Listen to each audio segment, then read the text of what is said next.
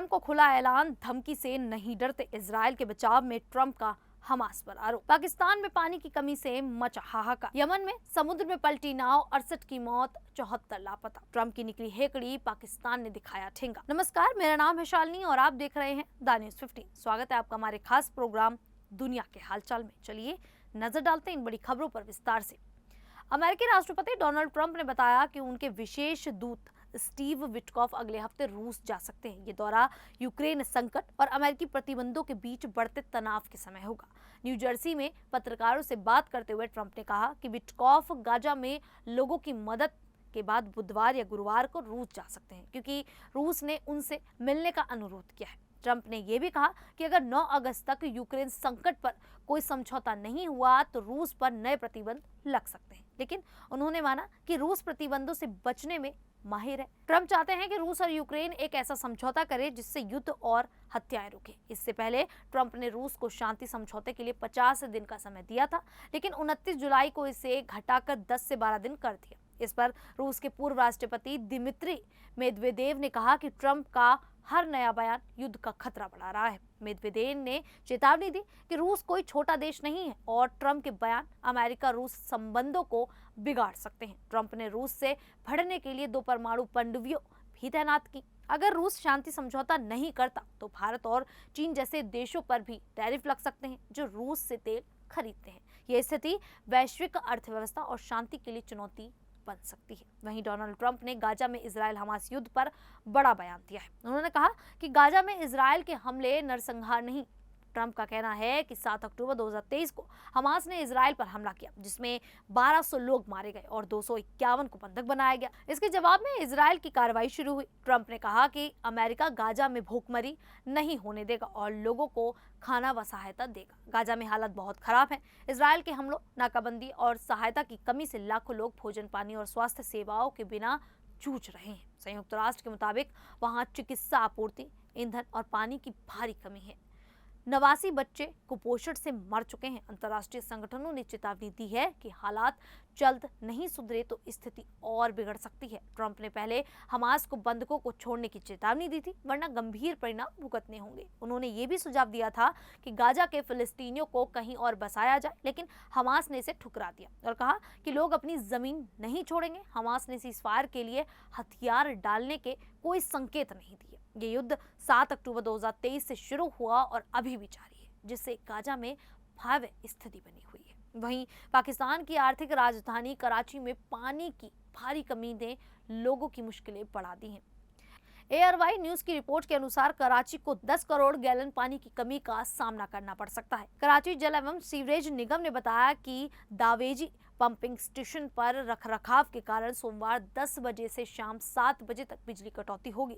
इससे पानी का वितरण प्रभावित होगा। पहले भी 29 जुलाई को ऐसी ही कटौती से 8.5 करोड़ गैलन पानी की कमी हुई थी, जिससे शहर में हाहाकार मच गया था। कराची की पानी की मुख्य लाइनों में रिसाव भी बड़ी समस्या है। लाइनें 1956 से 1971 के बीच बनी थी और पुरानी होने के कारण बार बार टूटती हैं। इससे पानी की सप्लाई रुक जाती है।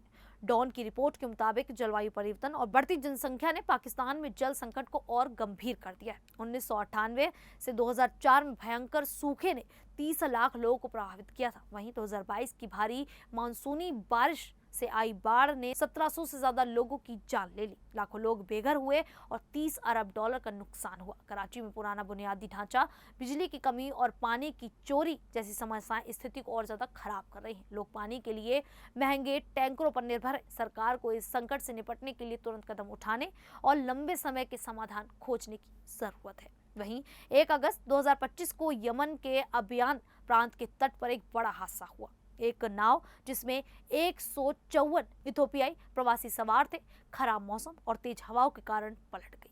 इस त्रासदी में 68 लोगों की मौत हो चुकी है, जबकि 74 लोग अभी भी लापता हैं। स्थानीय प्रशासन ने बताया कि बचाव अभियान जारी है। 12 लोगों को बचा लिया गया, जिन्हें शक्र जनरल अस्पताल में इलाज के लिए ले जाया गया। कुछ की हालत गंभीर है। हादसे में मरने वालों के शव तट पर बिखरे मिले।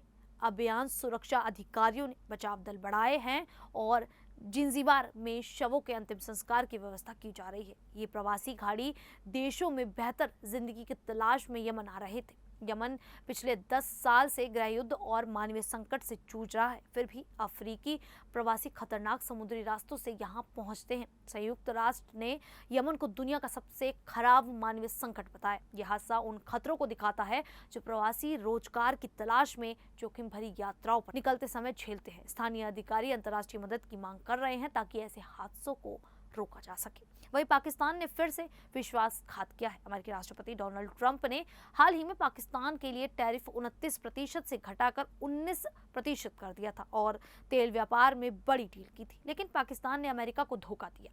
उसने ईरान के न्यूक्लियर प्रोग्राम को पूरा समर्थन देने का ऐलान कर दिया है, जो अमेरिका के खिलाफ है। ईरान के राष्ट्रपति मसूद पेजिशकियान की पाकिस्तान यात्रा में दोनों देशों ने $10 अरब के व्यापार और 12 समझौतों पर सहमति जताई। अमेरिका ने ईरान पर कड़े प्रतिबंध लगाए हैं क्योंकि वह तेल के पैसे से मिडिल ईस्ट में आतंकवाद को बढ़ावा देता है। 2015 में बराक ओबामा ने ये प्रतिबंध हटाए थे, लेकिन ट्रंप ने फिर से लागू कर दिए। अमेरिकी प्रतिबंधों के तहत कोई देश ईरान से तेल या व्यापार नहीं कर सकता, वरना उसे भी सजा भुगतनी पड़ेगी। हाल ही में भारत की 6 कंपनियों समेत 20 संस्थाओं पर भी प्रतिबंध लगाए गए। पाकिस्तान का ये कदम अमेरिका के लिए बड़ा झटका है क्योंकि वह ईरान के परमाणु प्रोग्राम को रोकना चाहता था।